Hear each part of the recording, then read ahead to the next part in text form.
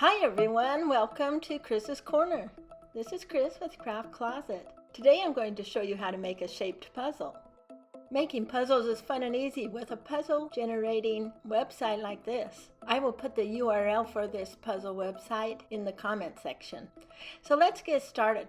This website is so fun and easy to use. When you first get on the website, it has a puzzle already up there. You can use the little tabs at the top to change things. One of them will change the shape of the pieces, one of them will change the little tabs, and one of them will change the way the little tabs look. You don't want to put that one all the way on, or else you'll see here that it will cut your puzzle apart. So we'll just change that one back. You can also change how many puzzle pieces you want in your puzzle. Like if you're making just a small puzzle for a child or something, you might want to just put in 5 pieces by 5 pieces. And then if you want it square, you can change the size down here, and let's just make it a square. And then you'll see there's a small child's puzzle. But what I want to show you today is how to make a shaped puzzle. And so I'm going to change these pieces, give us more pieces, and also change them to be a little bit smaller. Okay, I love this size. It's going to be perfect for a shaped puzzle. So now all we need to do is push the download SVG button and download it to our computer. Okay, I have it downloaded onto my computer and I've pulled it up on my screen. I'm using Adobe Illustrator. I'm sure it's quite the same in other design programs. This is the one I'm most familiar with. I'm also going to pull up a file for the shape. I really like this outline of a ghost. I have some engraves on it already too. So I'm going to just copy and paste this on top of the puzzle. I'm just going to orient it so the ghost fits on the sheet, and then I will just change what needs to be changed. I will fix the flower and the eyes before I print this, but let's just get right on to how to make the shape. First, I'm going to magnify this so that it makes it easier for me to see all of the lines and what needs to be taken out. Next, I'm going to change to the point selector so that I can just get rid of certain points and lines and not the whole puzzle. So I'm just going to start doing that.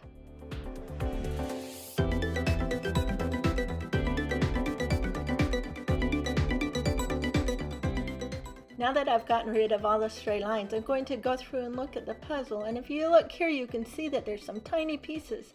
And we can't have tiny pieces like that on a puzzle. And so what we're going to do is, with our point selector, once again, start selecting points that we want to erase. And we're going to change the puzzle up a bit. Basically what I do is just find the shapes or the pieces that are too small or the shapes I don't like, and I go in and get rid of those lines. But then you'll be left with some straggly pieces that you need to decide what to do with. And if you double click on a point, you can drag it to different spots. It's kind of fun to see what shapes you can make when you drag the different points to different places.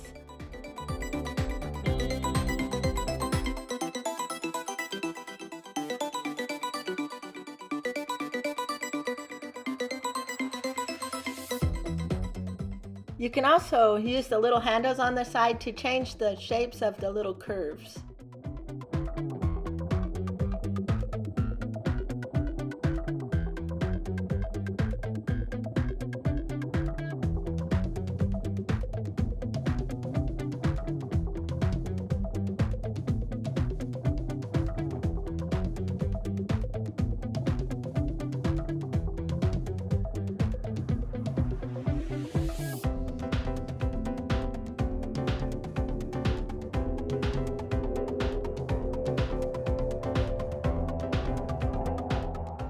Okay, now that we're done with that side, I'm going to do the same thing to the other side.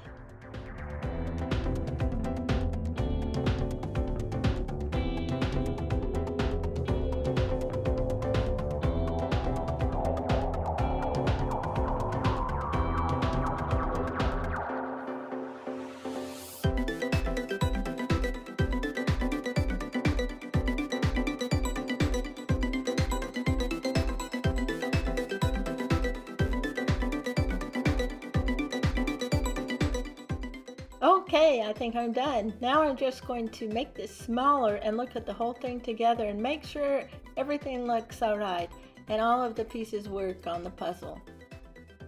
I like how it turns out. This is a fun shape with fun puzzle pieces. But I don't want to stop here. I want to show you one other thing.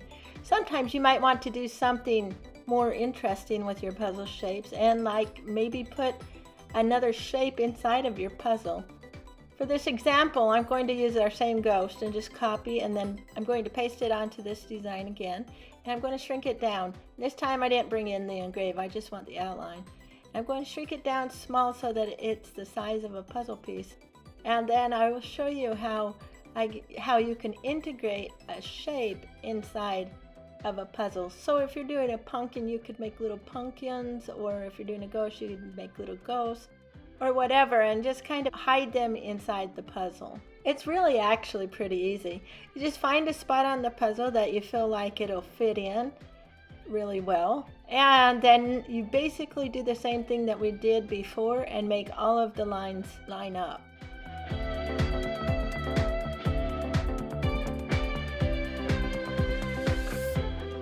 Now I've just had a great idea that maybe this will fit in the puzzle better if I turn it. So I'm going to rotate this until I find the perfect fit to make the least amount of changes. Okay, I like it right here, and so now I'm going to change all of these other lines and make sure it all fits together and doesn't cut itself apart. So we will just change a few lines. Okay, I love it. That turned out so fun. And now I have a little ghost inside my big ghost. Now you might want to add other things like engraves and stuff, and that's super easy. All you do is pull in pictures that you like or want to engrave. Or if this is a printed board, you don't need to pull in any different things to put on it. For this example, I'm just pulling in flowers that I got off of Creative Fabrica. And also remember that you want your engrave colors and score colors different than your cut colors, so that when you pull them into your laser, it shows up as different sections so that you can change the speed. So I'm going to change all of my engrave to red. Okay, that explains how to make shape puzzles and little shapes inside of shape puzzles too. I'm going to cut mine out on my Glowforge Aura and show you what it looks like in the end. This is what it looks like still in the laser bed, and I haven't cleaned it up yet. And this is what my finished puzzle looks like. I love it. Thanks for watching. If you make this, post it on social media so that we can see. And don't forget to like, subscribe, and ring the bell so that you will be notified of our next Kris's Corner.